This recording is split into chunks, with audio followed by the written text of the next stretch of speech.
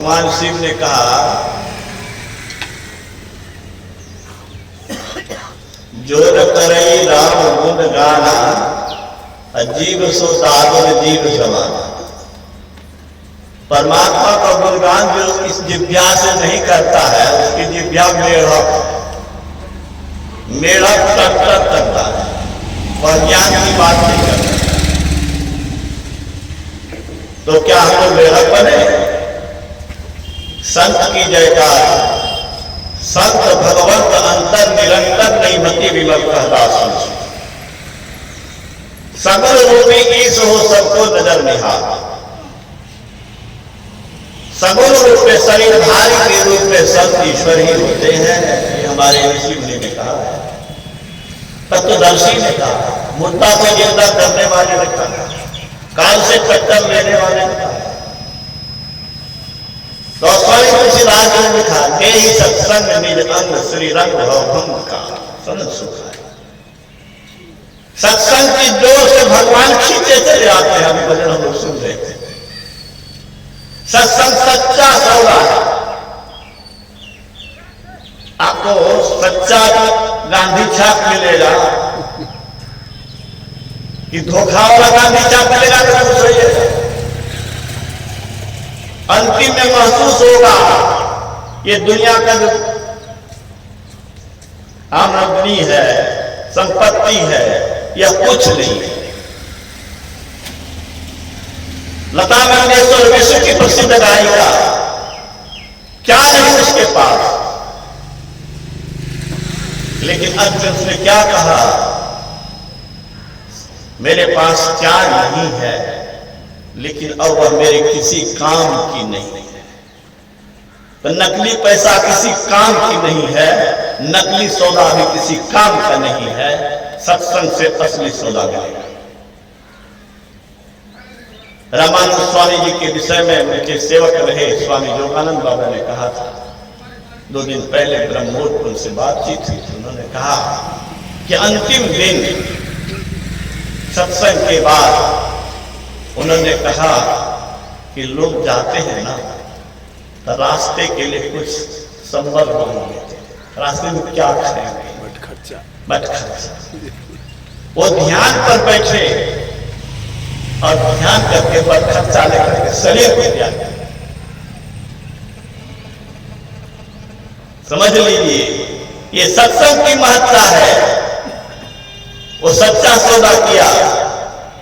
गुरु महाराज ने कहा, जो बहुत दिनों से सत्संग करते आ रहे हैं और करते रहेंगे, वे सब महासुख के भागी रहे।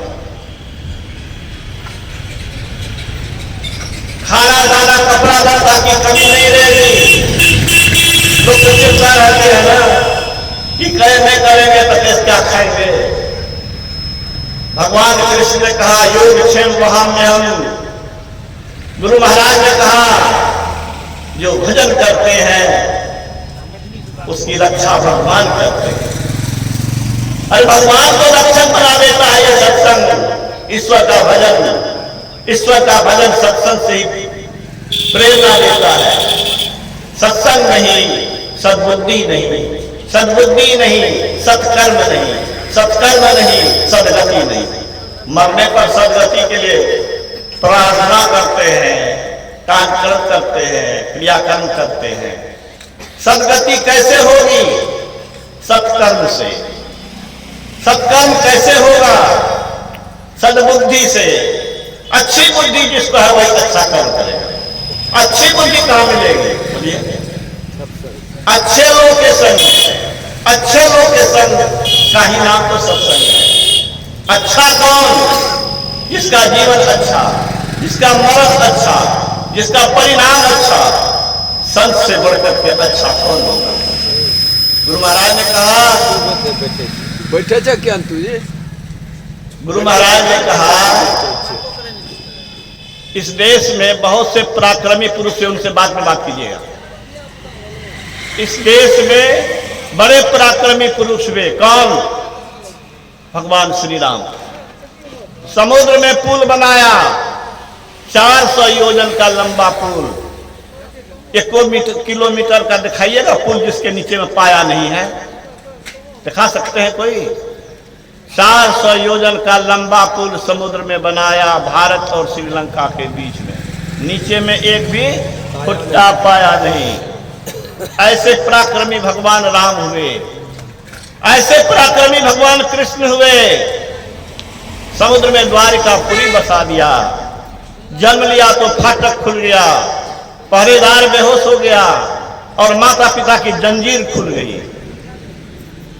विष पिलाने आई पूतना, स्थल में दूध विष मिला करके उसका प्राण चूस लिया, कृष्ण का कुछ नहीं बिगड़ा। ऐसे जो पराक्रमी पुरुष हुए, नर रूप में नारायण हुए, वो सत्संग को बड़ा करते थे, वो ध्यान करते थे, ब्रह्ममुहूर्त में उठ करके गुरु की सेवा करते थे। क्या नहीं पढ़े आप लोग कि संदीपन मुनि के आश्रम में रहते थे सुदामा के साथ में, और लकड़ी काट करके जलावन लाते थे भगवान अपने गुरु के भोजन बनने के लिए। गुरु की सेवा कौन किया? सृष्टि के मालिक परमात्मा स्वयं ने किया। गुरु महाराज आखिर इन उदाहरणों को देख के कहते हैं, हम उसी देश के वासी हैं, हमें उनके पद चिन्हों पर चलना चाहिए, हमें भी ध्यान, सत्संग और गुरु की सेवा करनी चाहिए।